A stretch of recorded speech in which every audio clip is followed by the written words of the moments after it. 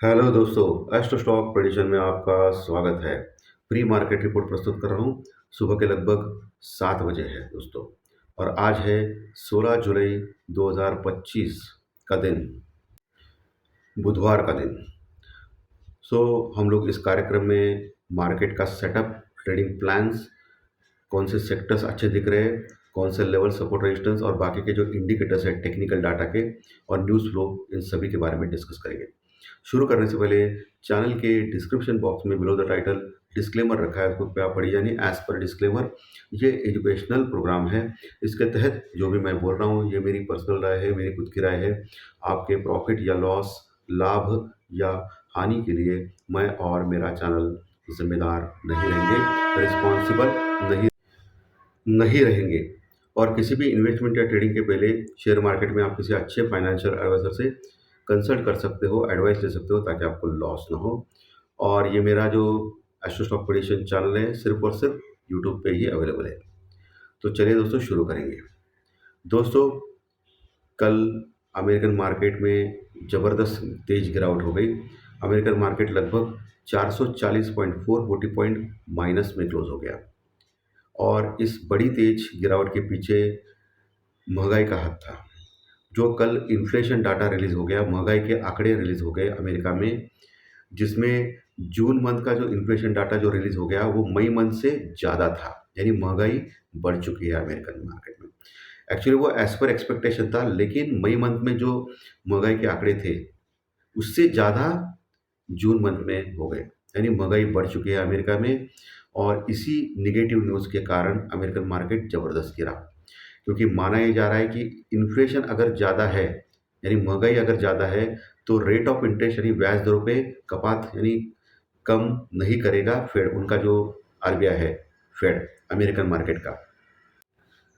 तो American Fed rate of interest यानी ब्याज दरों पे जो फैसला लेगा इसी मंथ, उसमें वो फिर से रेट अनचेंज रखेगा ऐसा लग रहा है, यानी रेट ऑफ इंटरेस्ट घटाएगा नहीं, ब्याज दरों पे कपात नहीं करेगा, कम नहीं करेगा। और ये बहुत बड़ी निगेटिव न्यूज़ थी मार्केट के लिए। उसमें आज सुबह डाउ फ्यूचर फिर से 80 पॉइंट माइनस में है, 80 पॉइंट माइनस में है, तो ये और निगेटिव था। और इसी कारण कल यूरोपियन मार्केट तो माइनस में ही क्लोज हो गए, लेकिन आज सुबह भी यूरोपियन फ्यूचर माइनस में है, एशियन मार्केट भी माइनस में है। और हमारा जो गिफ्ट निफ्टी है वो भी लगभग 100 पॉइंट यानी 100 पॉइंट माइनस में दिखा रहा है, यानी हम लोग बड़े गैप डाउन से ओपन होने जा रहे हैं दोस्तों। कल जो कमाया वो आज गंवा सकता है, स्टार्टिंग में तो एटलीस्ट ऐसा दिखा रहा है। सुबह 7 बजे, 8 बजे अलग, 9 बजे अलग हो सकता है, और स्टार्ट होने के बाद अलग हो सकता है, क्योंकि आपको तो पता है सब कुछ। सो 100 पॉइंट माइनस, गैप डाउन। बाकी के इंडिकेटर्स देखना है तो पुट कॉल रेशियो जो है वो बढ़ा है, 0.90 के पास पहुंचा है। मैंने कल ऑलरेडी प्री मार्केट में बोला था कि ओवरसोल्ड के आसपास है, बाउंस बैक मिल सकता है, तो पुट कॉल रेशियो 0.90 के पास पहुंचा है, ये ठीक है, कोई प्रॉब्लम। बैंक निफ्टी का भी वही है, एक के नीचे ही है। जो डर का इंडेक्स है इंडिया विक्स, वो काफ़ी कमज़ोर हो गया कल। कल एक ही दिन में 4-4.5% डर का इंडेक्स यानी इंडिया विक्स घटा, और अभी 11:30 के पास पहुंचा है, और ये बहुत कम है। जब भी 11-11:30 बजे के आसपास, 11-11:30 के आसपास अगर डर का इंडेक्स आता है तो उसके बाद वो बढ़ता है, जनरली देखा गया ट्रेंड में। 10 के पास आ गया तो परफेक्टली बढ़ता है वो। मार्केट में एक बार तो ये डर का इंडेक्स बढ़ेगा इंडिया में, जिससे मार्केट में वोलेटिलिटी होगी। मैंने आपको पिछले हफ्ते ही बोला था कि आने वाले हफ्ते, यानी ये हफ्ता जो है, मंगल और केतु का जो अंगारक योग है वो होने जा रहा है इस हफ्ते और अगले हफ्ते। मार्केट में बहुत बड़ी वोलेटिलिटी, और मार्केट लगभग निगेटिव रह सकता है। आप देख सकते हो कल का और आज का भी। कल तो ठीक है, लेकिन आज देखिए, और आगे आने वाले दिनों में भी थोड़ा सा प्रॉब्लम हो सकता है। तो मेरा बोलने का मतलब बड़े बड़े ये होता है, अप एंड डाउन का स्विंग होते हैं। मार्केट कहा जाएगा वो अलग है, लेकिन मार्केट में वोलेटिलिटी ज़बरदस्त है मार्केट में। ओके। और ये मैंने ऑलरेडी आपको पिछले हफ्ते ही जो ज्योतिष शास्त्र प्रेडिक्शन जो मैं देता हूँ नए चैनल पे, उस पर बोला था मैंने आपको। सो सबसे इम्पोर्टेंट चीज़ है जो इंडिकेटर्स, टेक्निकल इंडिकेटर, वो सीखिए आप। तो डर का इंडेक्स बहुत कम है, 11.5 आपके पास है, उसको वॉच कीजिए। Crude oil, Brent crude oil वही है $69 के आसपास। लेकिन एक आईटी के स्टॉक्स के लिए अच्छी बात है, क्योंकि कल डाउ जोन्स गिरा, लेकिन उनका जो आईटी का निर्देशांक जो नैस्डैक था वो गिरा नहीं, वो फ्लैट क्लोज हो गया, फ्लैट टू पॉजिटिव।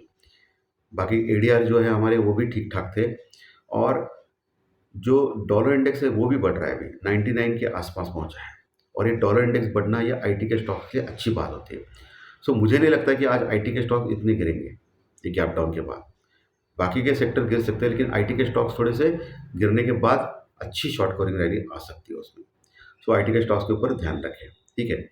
आने वाले शनिवार के दिन एचडीएफसी बैंक और आईसीआईसीआई बैंक, इन दो दिग्गज बैंक के रिजल्ट डिक्लेयर होने वाले हैं। तो उसका तो इम्पैक्ट सोमवार को ही पता चलेगा, क्योंकि सैटरडे संडे, शनिवार और रविवार छुट्टी होती है मार्केट में।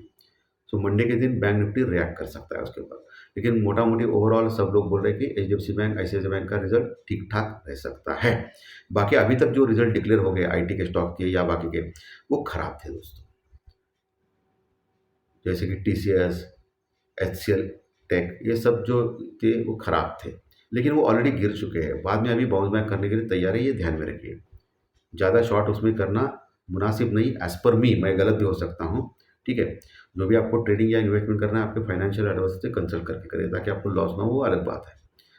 सो 10 साल की बॉन्ड यील्ड जो है वो बढ़ते जा रही है, अभी 4.41 के पास, यानी एक्सपेक्टेशन अभी कम होती जा रही है, क्योंकि इसी महीने फेड की मीटिंग है अमेरिका में रेट ऑफ इंटरेस्ट के बारे में। सो ये चीज़ें टेक्निकल पैरामीटर्स के ऊपर हो गई दोस्तों। कल एक अच्छी बात हो गई, एफआई और डीआई दोनों ने बाइंग की है। पिछले 4 दिन से एफआई सेल कर रहा था, लेकिन कल एफआई थोड़ा सा कैश में बाइंग किया है। बाकी इंडेक्स में तो आपको पता है वो सेलिंग करता है, इंडेक्स फ्यूचर या स्टॉक ऑप्शन में, स्टॉक। लेकिन कैश में उन्होंने अच्छी बात, कैश में बाइंग किया, अच्छी बाइंग नहीं बोल सकते, लगभग 100 करोड़ यानी 100 करोड़ का माल कैश में उन्होंने बाई किया, नेट टू नेट, एफआई ने, यानी फॉरेन इन्वेस्टर्स ने। और डीआई ने लगभग 1550 करोड़ यानी 1550 करोड़ कैश में बाई किया, यानी 1550 करोड़ और 100 करोड़ यानी 1650 करोड़ लगभग कैश में बाई किया दोनों ने मिलकर कल इंडियन मार्केट में। इसलिए मार्केट ऊपर अच्छा खासा गया, और ये सब कुछ एफ आई डी आई की बाई के कारण हो गया कैश में, mid cap small cap. Okay, so ये एक अच्छी बात हो गई। कल निफ्टी लगभग 100 पॉइंट यानी 100 पॉइंट प्लस में क्लोज हो गया था। कहाँ क्लोज हो गया था? 25,200 के नीचे, लगभग 25,200 के पास बोल सकते हो आप, ठीक है। इंट्राडे उसके ऊपर भी गया था, लेकिन बाद में थोड़ा सा प्रॉफिट बुकिंग हो गई और नीचे आ गया। एवरेज क्लोजिंग 25,200 के पास हो गई, 25,200 के आसपास, थोड़ा सा नीचे 25,195, 25,195 के आसपास बोल सकते हो आप।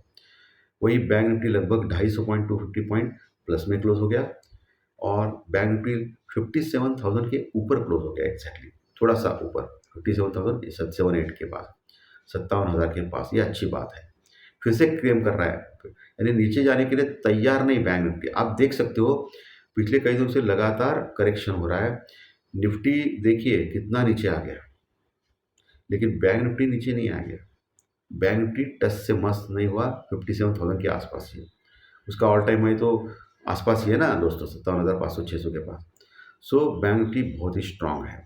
अभी जो क्वार्टरली जो रिजल्ट डिक्लेयर हो रहे हुए उसमें बैंक निफ्टी के जो दिग्गज स्टॉक है, जैसे मैंने बोला शनिवार के दिन आईसीआईसीआई और एचडीएफसी बैंक के रिजल्ट वो अच्छे आ गए, तो फिर bank Nifty all time high जो 58,000 के ऊपर का है, 58,000 के ऊपर का, वो आराम से लगा, 58,000 के आसपास जो ऑल टाइम हाई वो लगा सकता है। ओके, 58,000 के ऊपर ऑल टाइम हाई लगा के जा सकता है। 58,000 का जो इम्पोर्टेंट जो कॉल राइटिंग का जो प्रदेश है उसको तोड़ सकता है, उसके ऊपर जा सकता है, ये मैं बोल रहा हूँ।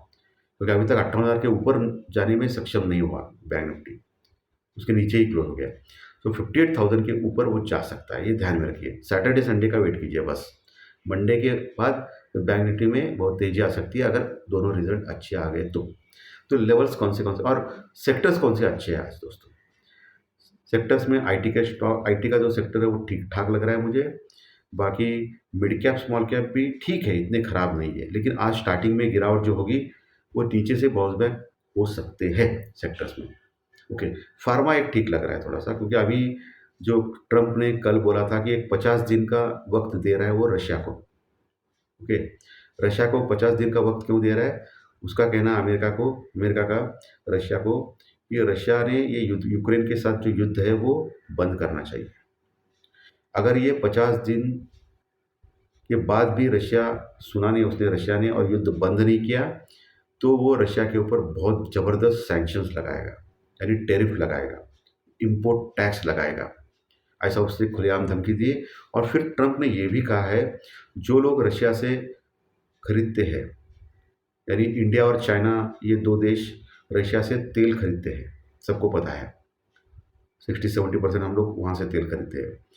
उनके ऊपर भी टैक्स बढ़ा सकते हैं ट्रंप। सिर्फ 50 दिन का वक़्त दिया है। सो ये बहुत नेगेटिव है हमारे लिए। ओके, क्योंकि हम लोग तेल लेते हैं रशिया से।